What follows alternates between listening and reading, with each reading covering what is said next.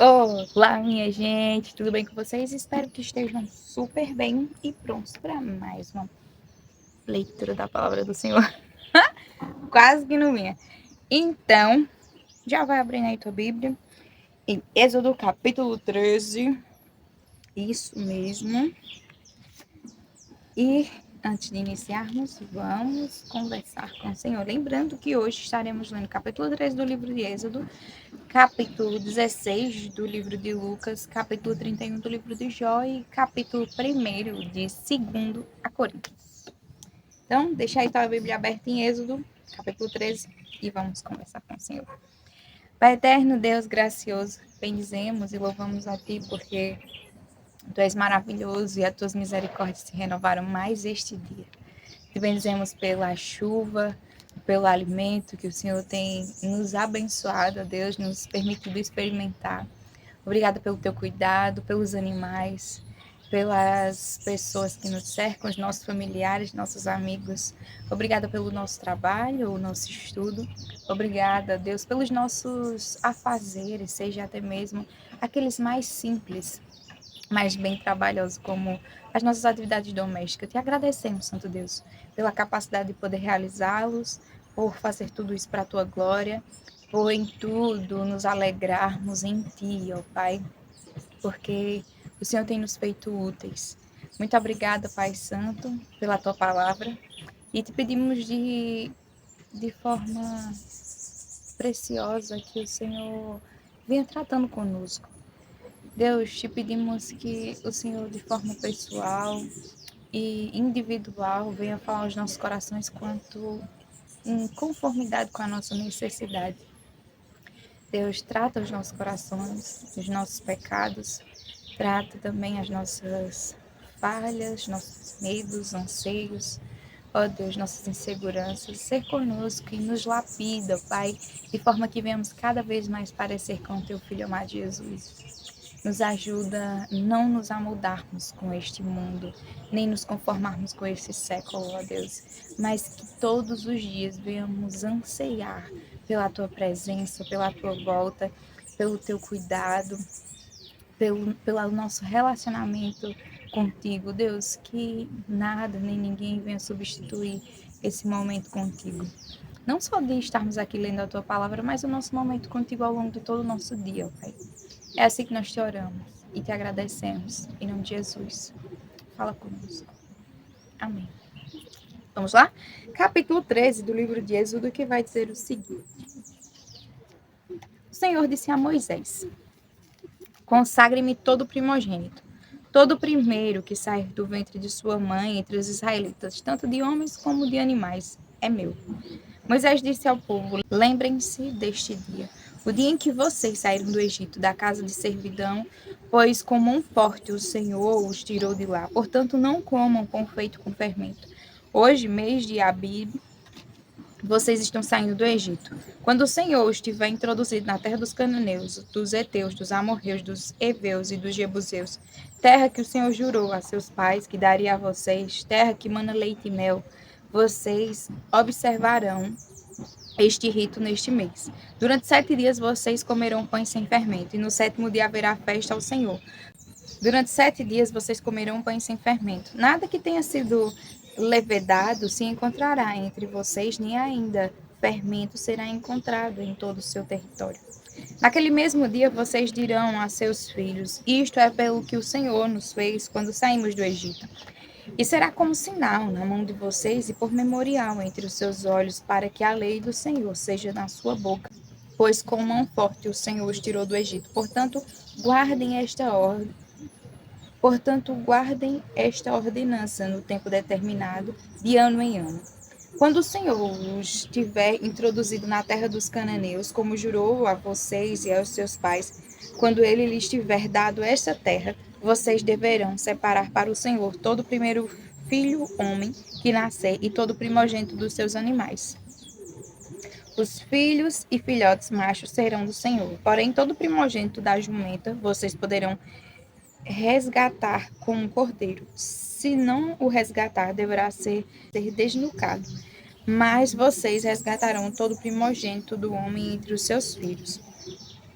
Se no futuro seu filho perguntar o que significa isso, você responderá: o Senhor, como um forte, nos tirou da casa da servidão. Pois aconteceu que, endurecendo-se Faraó para não nos deixar sair, o Senhor matou todos os primogênitos da terra do Egito, desde o primogênito do homem até o primogênito dos animais. Por isso sacrificamos ao Senhor todo o primeiro filhote macho, mas todo o primogênito dos nossos filhos nós resgatamos. E isto será como sinal nas suas mãos e por frontais entre os seus olhos, porque o Senhor, como um forte, nos tirou do Egito. Quando Faraó deixou o povo ir, Deus não os levou pelo caminho da terra dos filisteus, embora fosse mais perto, pois disse: para não acontecer que, vendo a guerra, o povo se arrependa e queira voltar para o Egito. Porém, Deus fez o povo rodear pelo caminho do deserto, perto do Mar Vermelho. Os filhos de Israel saíram do Egito organizados como um exército. Moisés levou consigo também os ossos de José, pois este havia feito com que os filhos de Israel jurassem solenemente, dizendo: Deus certamente visitará vocês. Quando isso acontecer, leve os meus ossos daqui. Os israelitas partiram de Sucote e acamparam em Etã, à entrada do deserto. O Senhor ia adiante deles durante o dia, numa coluna de nuvem, para os guiar pelo caminho. Durante a noite, numa coluna de fogo, para os iluminar, a fim de que caminhassem de dia e de noite. A coluna de nuvem nunca se afastou do povo durante o dia, nem a coluna de fogo durante a noite. Lucas capítulo 16. Jesus disse também aos seus discípulos: certo homem rico tinha um administrador.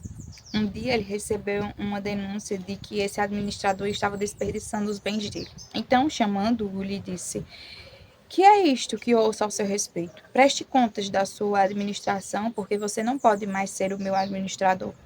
O administrador, então, se pôs a pensar: que farei agora que estou sendo demitido pelo meu patrão? Trabalhar na terra não posso, de mendigar tenho vergonha. Já sei o que vou fazer, para que quando for demitido as pessoas me recebam em suas casas. Tendo chamado cada um dos devedores do seu patrão, perguntou ao primeiro: quanto você deve ao meu patrão? Ele respondeu: 100 barris de azeite. Então o administrador disse: pegue a sua conta, sente-se depressa e escreva 50. Depois perguntou a outro: e você, quanto deve? Ele respondeu: 100 sacos de trigo. O administrador lhe disse: pegue a sua conta e escreva 80. E o patrão elogiou o administrador infiel por sua esperteza, porque os filhos do mundo são mais espertos na sua própria geração do que os filhos da luz. E eu recomendo a vocês: usem a riqueza injusta para fazer amigos, para que quando a riqueza faltar, vocês sejam recebidos nos tabernáculos eternos. Quem é fiel no pouco também é fiel no muito. E quem é injusto no pouco também é injusto no muito. Portanto, se vocês não foram fiéis na aplicação da riqueza injusta, quem lhes confiará a verdadeira riqueza? Se vocês não são fiéis na aplicação do que é dos outros, quem lhes dará o que é de vocês? Nenhum servo pode servir a dois senhores, porque irá odiar um e amar o outro, ou irá se dedicar a um e desprezar o outro. Vocês não podem servir a Deus e à riqueza. Os fariseus, que eram avarentos, ouviram tudo isto e zombavam de Jesus. Mas Jesus lhes disse: vocês são os que se justificam diante dos homens, mas Deus conhece o coração de vocês. Pois aquilo que é elevado entre os homens é abominação diante de Deus. A lei e os profetas duraram até João. Desde esse tempo, o evangelho do reino de Deus vem sendo anunciado e todos se esforçam para entrar nele. E é mais fácil passar o céu e a terra do que cair um tio sequer da lei. Quem repudiar a sua mulher e casar com outra comete adultério. E aquele que casa com a mulher repudiada pelo marido também comete adultério. Ora, havia certo homem rico que se vestia de púrpura e de linho finíssimo, e que se alegrava todos os dias com grande ostentação. Havia também certo mendigo chamado Lázaro, coberto de feridas, que ficava deitado à porta da casa do rico. Ele desejava alimentar-se das migalhas que caíam da mesa do rico, e até os cães vinham lamber-lhes as feridas. E aconteceu que o mendigo morreu, e foi levado pelos anjos para junto de Abraão. Morreu também o rico e foi sepultado. No inferno, estando em tormentos, o rico levantou os olhos e viu ao longe Abraão e Lázaro junto dele. Então, gritando, disse: Pai Abraão, tenha misericórdia de mim e mande que Lázaro molhe a ponta do dedo em água e me refresque a língua, porque estou atormentado neste fogo. Mas Abraão disse: Filho, lembre-se de que você recebeu os seus bens durante a sua vida, enquanto Lázaro só teve males. Agora, porém, ele está consolado aqui, enquanto você está em tormentos. E, além de tudo, há um grande abismo entre nós e vocês, de modo que os que querem passar daqui até vocês não podem, nem os de lá passar para cá. Então o rico disse: Pai, eu peço que mande Lázaro à minha casa paterna, porque tenho 5 irmãos, para que lhes dê testemunho, a fim de que não venham também para este lugar de tormento. Abraão respondeu: Eles têm Moisés e os profetas, ouçam-nos. Mas ele insistiu: Não, pai Abraão, se alguém dentre os mortos for até lá, eles irão se arrepender. Abraão, porém, lhe respondeu: Se não ouvem Moisés e os profetas, também não se deixarão convencer, mesmo que ressuscite alguém dentre os mortos. Capítulo 31 de Jó. Palavra forte. Fiz uma aliança com os meus olhos. Isso é Jó falando.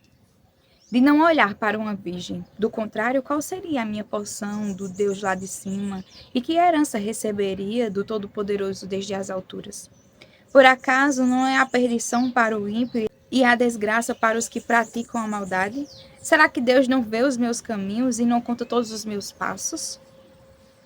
Se andei com falsidade, ou se o meu pé se apressou para o engano, que Deus me pese numa balança justa e conhecerá a minha integridade. Se os meus passos se desviaram do caminho, se o meu coração segue os meus olhos, e se alguma mancha se apegou às minhas mãos, então que outros comam o que eu semeei, e que seja arrancado o que se produz no meu campo. Se o meu coração se deixou seduzir por uma mulher, se fiquei rondando a porta do meu próximo, então que a minha mulher moa os cereais para outro homem, e que outros se deitem com ela. Pois eu teria cometido um crime hediondo, um delito a ser punido pelos juízes. Isso seria fogo que consome até a destruição e arrancaria toda a minha colheita pela raiz. Se não reconheci o direito do meu servo ou da minha serva quando eles reclamavam contra mim, então que farei eu quando Deus se levantar do tribunal? E se ele me interrogasse, que lhe responderia eu? Aquele que me formou no ventre da minha mãe, não os fez também a eles?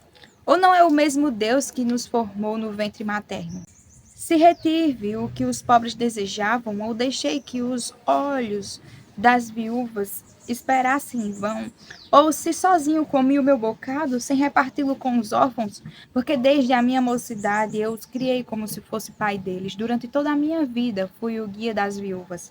Se vi alguém perecer por falta de roupa, ou notava que o necessitado não tinha com que se cobrir, se ele não me agradeceu no fundo do coração quando se aquecia com a lã dos meus cordeiros, se eu levantei a mão contra o órfão, sabendo que eu tinha o apoio dos juízes, então que a omoplata caia do meu ombro e que o meu braço seja arrancado da articulação, porque o castigo de Deus seria para mim um assombro, e eu não poderia enfrentar a sua majestade.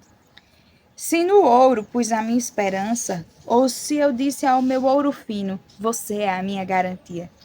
Se me alegrei por ser grande a minha riqueza e por ter a minha mão alcançando muito, se olhei para o sol quando resplandecia ou para a lua que caminhava em seu esplendor, e o meu coração se deixou seduzir em segredo, e eu lhes atirei beijos com a mão, também isto seria um delito, a ser punido pelos juízes, pois eu teria negado a Deus, que está lá em cima.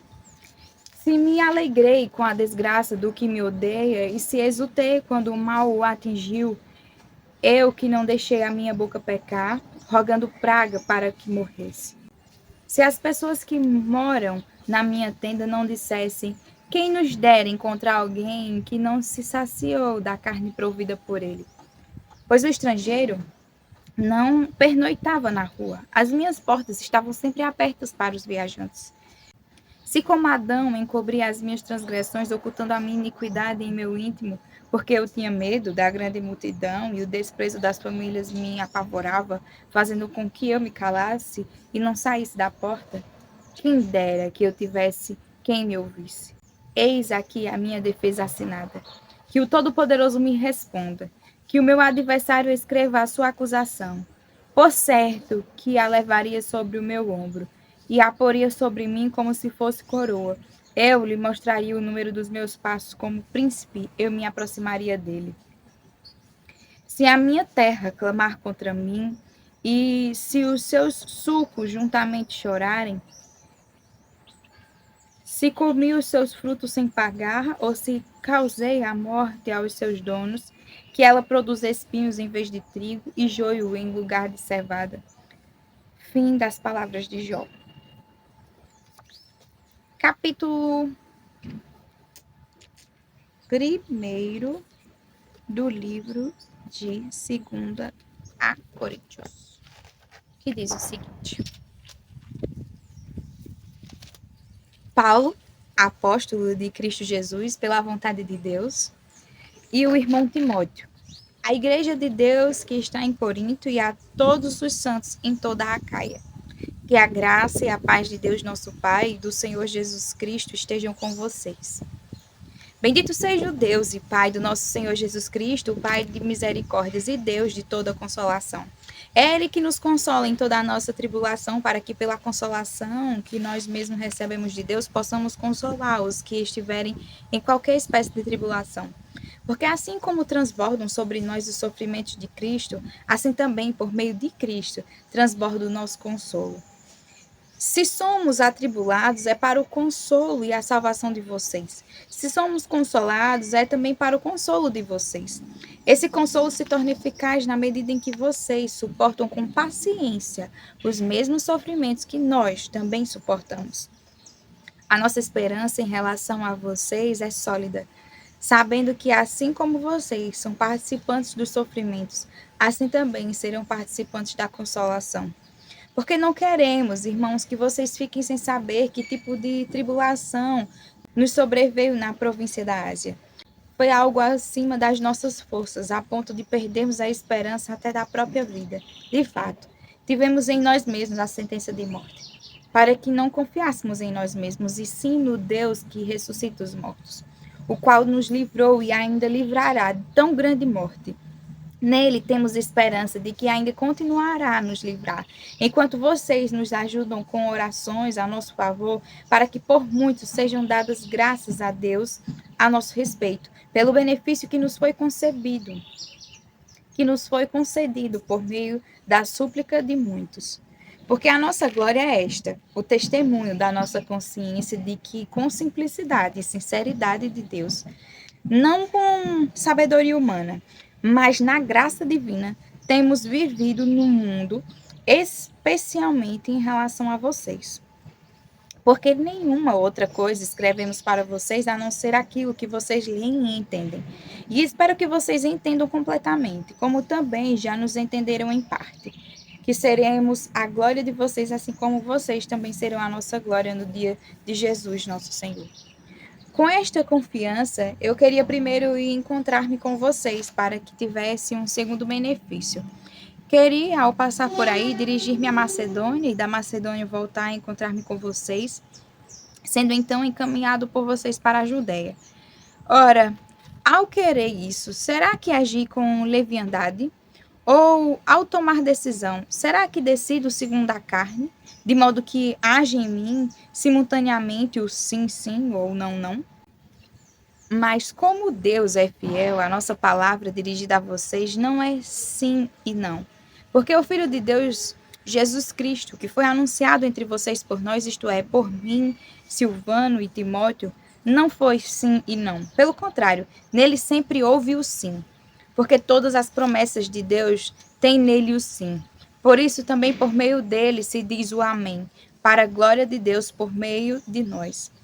Mas aquele que nos confirmar juntamente com vocês em Cristo e que nos ungiu é Deus, que também pôs o seu selo em nós e nos deu o penhor do Espírito em nosso coração. Eu, porém, por minha vida, tomo Deus por testemunho de que foi para poupar vocês que ainda não voltei a Corinto. Não que tenhamos domínio sobre a fé que vocês têm, mas porque somos cooperadores da alegria de vocês, porque pela fé vocês estão firmes. Verso 1, 2, 3 e 4 do capítulo 2 de 1 Coríntios, só para terminar o raciocínio. Porque decidi por mim mesmo o seguinte: não voltar a me encontrar com vocês em tristeza. Porque se eu entristeço vocês, quem me alegrará, senão aquele a quem tenho entristecido? E escrevi isso para que, quando eu for, não seja entristecido por aqueles que deveriam me alegrar, confiando em todos vocês de que a minha alegria é também a alegria de vocês. Porque eles escrevi no meio de muitos sofrimentos e angústias de coração, com muitas lágrimas.